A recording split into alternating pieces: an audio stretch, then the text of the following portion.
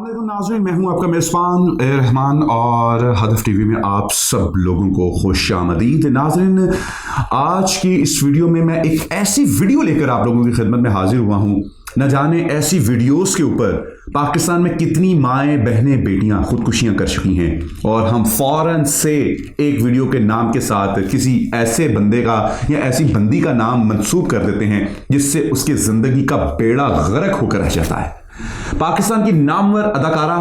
सदारती award याफ्ता महविश हयात की video कल से एक सोशल मीडिया पर वायरल है और उनका नाम उनके साथ मंसूब किया जा रहा है कि ये महविश हयात की गैर अखलाकी वीडियो है, जिसमें साथ साथ बहुत सारे जो लंडे के दानिश्वर हैं, लस सही लुंडा है लेकिन मैं उनके लिए लस भी सही इस्तेमाल नहीं करूंगा, उन्होंने पाकिस्तान की इस अदाकारा के साथ पाकिस्तान के ऐसे नामवर लोगों के नाम जोड़ दिए हैं कि मैं जब वो तमाम तक चीज़ें देखी तो मेरी रूह काम कर रह गई कि हम किस तरफ जा रहे हैं। सिर्फ चंद टकों के व्यूज के लिए हम किसी की जिंदगी को बर्बाद करना भी पड़े तो हम जनाब उसे गुरेज नहीं करेंगे। वैसे हम बड़े भाषण देते हैं सोशल मीडिया पर बैठकर, ये हलाल है, ये हराम है, ये ठीक नहीं है, वो ठीक नहीं है, और जब हमें हमारी अपनी बारी आती है हम बख्शते नहीं हैं किसी को, क्योंकि हमें पता है कि इससे हमारी रोजी रोटी चलेगी। नाज़रीन, ऐसी वीडियोस बनाने के सिर्फ दो ही मकसद होते हैं, या तो किसी को ब्लैकमेल किया जाता है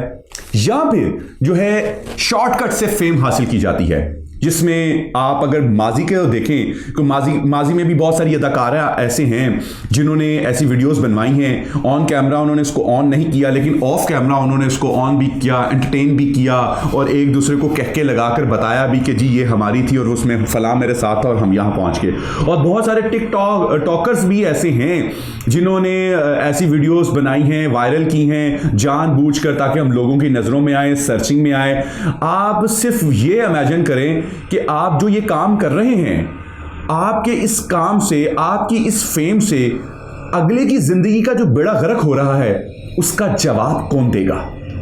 किसको देना पड़ेगा, कितनी देर आप ये फेम हासिल कर लेंगे, एक दिन आपने भी तो इस दुनिया से जाना ही है। नाज़रीन, ये जो वीडियो को मंसूब किया जा रहा है महविश हयात साहिबा के साथ, ये बिल्कुल उनकी वीडियो नहीं है। अगर उस वीडियो को जिन जिन लोगों ने देखा है, मैं बिल्कुल नहीं कहूंगा कि वो दोबारा उस वीडियो को देखें, क्योंकि ये बिल्कुल एक, इस वक्त मैं हदफ के प्लेटफॉर्म से ये बड़ी जिम्मेदारी से बात कर रहा हूं कि मैं बिल्कुल इस हक में नहीं हूं और पाकिस्तान के दुनिया का कोई बंदा इस हक में नहीं है कि ऐसी वीडियोस बननी चाहिए या ऐसे काम होने चाहिए, इखलाकियात से गिरे हुए ऐसे काम होने चाहिए। अल्लाह ताला कुरान पाक में फरमाता है, जिसका मफहूम यह है कि ये इंतहाई बेहयाई वाला काम है, इससे दूर हो जाओ। तो इस वीडियो के बनाने के हक में बिल्कुल नहीं बात हो रही, बात यहां सिर्फ ये हो रही है